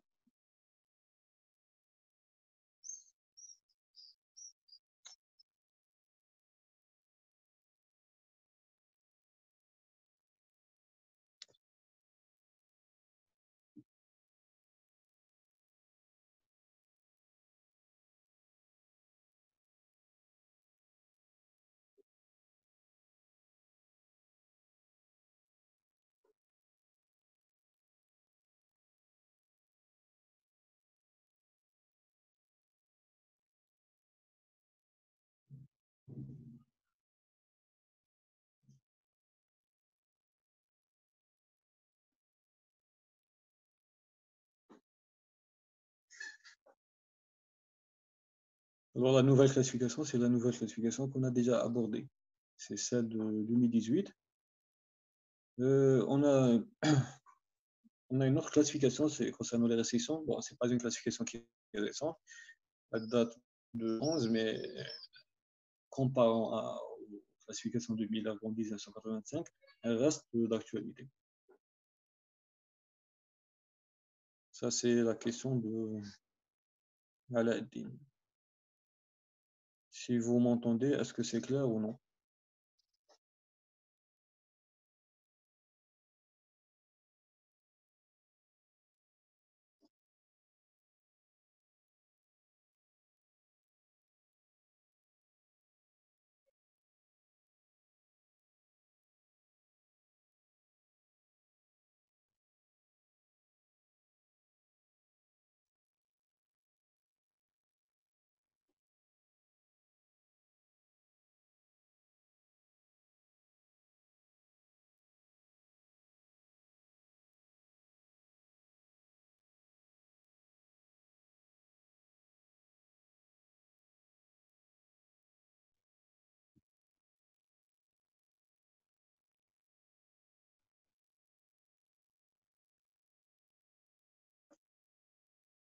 Alors, la question de Hajj,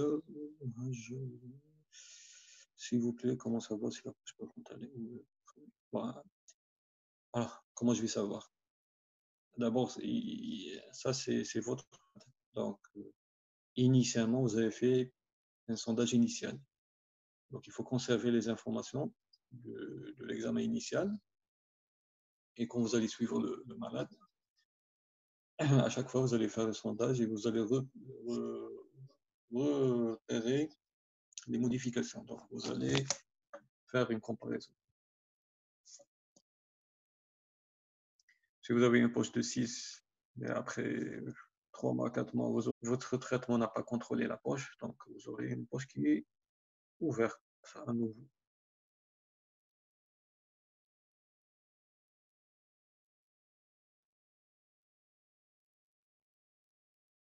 Alors, la question de Scrum, Yamina. D'accord, s'il vous plaît, c'est quoi la différence entre la sévérité de la maladie et la complexité de gestion de la maladie dans les tâches?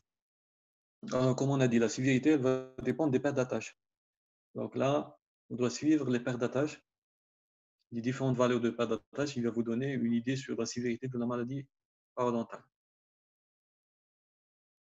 Alors, la complexité de gestion, c'est une complexité qui est liée beaucoup plus aux perturbations occlusales. C'est vrai, on peut traiter la poche, on peut traiter l'os, on peut régénérer l'os, mais est-ce qu'on peut faire une bonne réhabilitation occlusale? Est-ce que je peux supprimer les interférences qui vont nuire à notre parodonte. Parce que, comme vous savez, tout ce qui est perturbation occlusale, il va compliquer la cicatrisation. Et tout ce qui va compliquer la cicatrisation, il va un petit peu compliquer notre stratégie thérapeutique.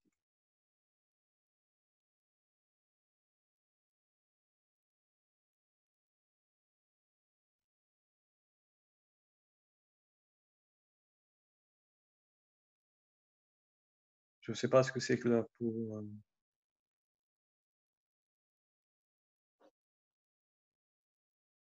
Je ne sais pas ce que c'est que là pour ces cours. Myriam Hasliman, je t'en prie, Myriam Hasliman. S'il vous plaît, y a-t-il une classification plus récente que ça? Whisky.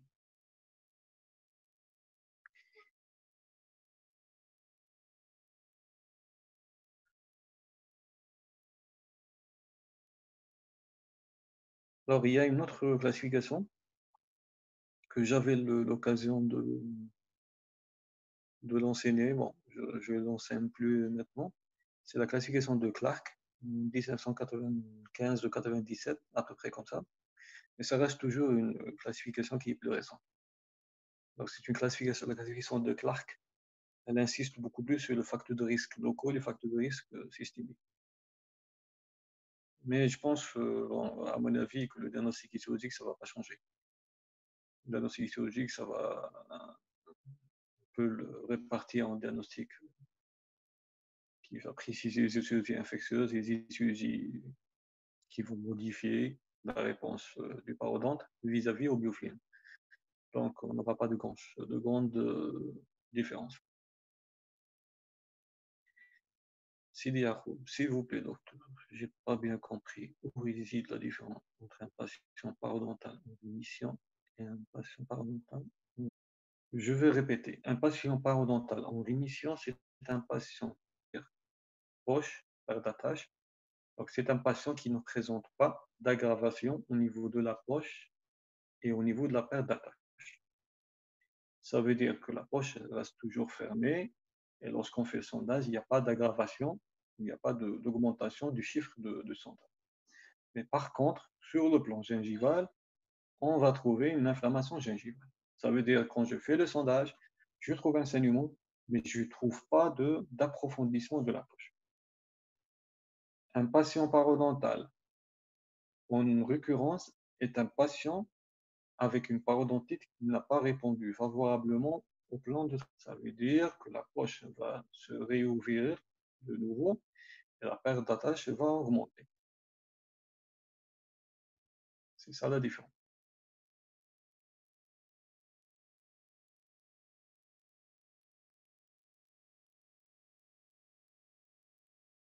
Je t'en prie.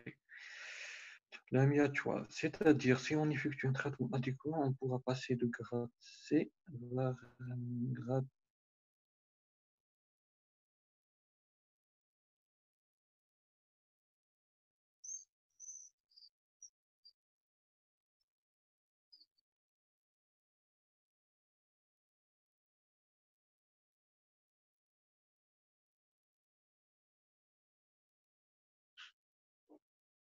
Si on effectue un traitement adéquat, on peut passer de grade C vers grade B. Bon, la transition du grade vers un autre grade, on peut l'avoir qu'on peut avoir une stabilisation du grade C. J'ai toujours un grade C, mais c'est une parodontite qui est stable. Et sinon, le problème de grade C, c'est que je peux pas avoir une transition du grade C, grade B, parce qu'au niveau de grade C, il y a plusieurs facteurs influençants, comme les facteurs de risque qu'on a déjà cités. Et il y a un autre problème, c'est que la gestion occlusale, elle est très difficile. Si je décide de conserver les dents, alors que j'ai déjà des dents qui étaient extraites auparavant à cause de la maladie parodontale, donc là, la réhabilitation occlusale, elle est un petit peu difficile. Et notre but, c'est de stabiliser, c'est d'avoir une stabilité de la parodontite.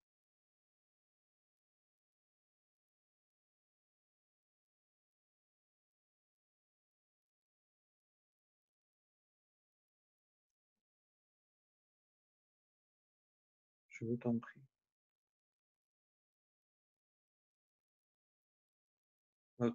Oui, bon, votre question toujours, les grades vont toujours vers le nombre croissant. Oui, vous avez grade A, grade B et grade C. Comme les stades, stade 1, stade 2, stade 3, stade 4, c'est toujours en évolution. Des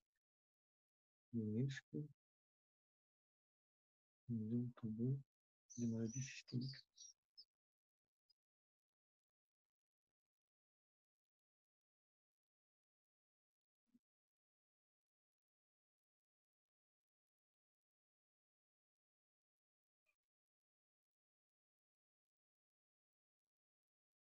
Généralement, ces facteurs, mais on peut avoir une transition de grade A à grade B par l'influence des facteurs systémiques.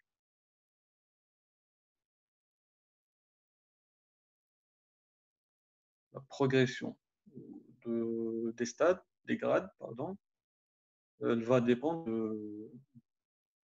de l'accumulation des facteurs.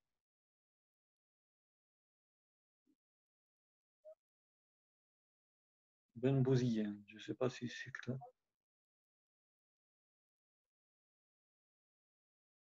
On recommence, ça veut dire incontrôlable, oui. Lorsqu'on parle de pourcentage dans les grades. Non, le ratio, on n'utilise pas le pourcentage. Le ratio, c'est des chiffres. C'est une division. On va diviser.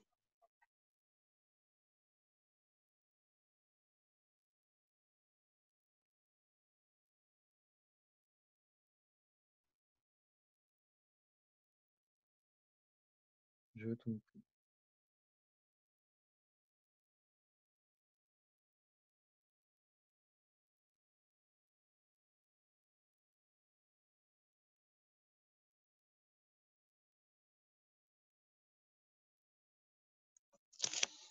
Je ne sais pas s'il y a d'autres questions.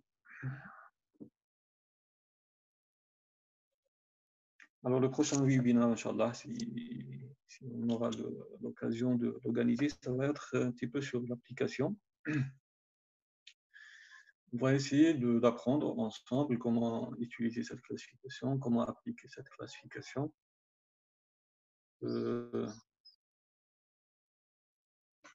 Sur le plan pratique. Alors, s'il n'y a pas de questions, je vous remercie aussi pour votre présence. Mais Inch'Allah, on se reverra après cette disparition de cette crise.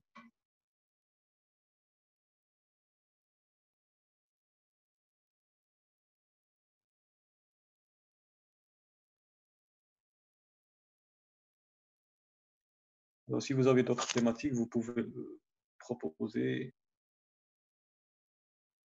pour la discussion.